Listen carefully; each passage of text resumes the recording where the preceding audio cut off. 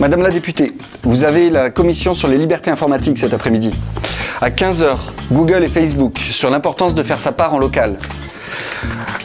Chasse, pêche et tradition. Je voudrais avoir votre avis sur les data centers en milieu naturel. Et enfin, Framasoft veut vous parler des outils libres. C'est qui eux? Un député ne peut pas tout savoir.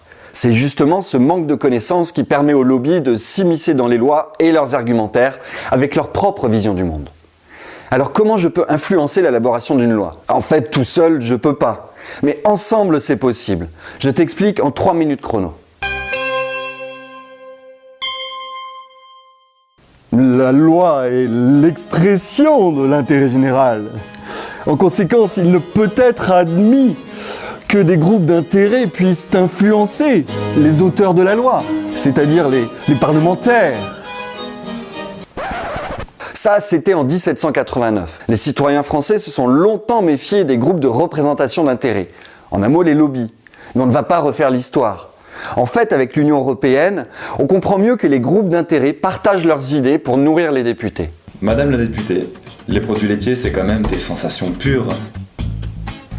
Et le soja est plus fort que toi. Ceci dit, ça ne se fait pas sans réglementation. Il a fallu attendre 2009 pour voir les registres des représentants d'intérêt apparaître à l'Assemblée nationale. Et le 3 juillet 2017, une autorité indépendante, la Haute Autorité pour la transparence de la vie publique, est créée. Enfin, le 1er janvier 2018, le répertoire est étendu aux membres du gouvernement et aux autorités administratives indépendantes. Un représentant d'intérêt est là pour influer sur la décision publique. Alors à quel moment il intervient? Si je suis un représentant d'un groupe d'intérêt, mon pouvoir d'influence varie au cours du cycle de la création de la loi.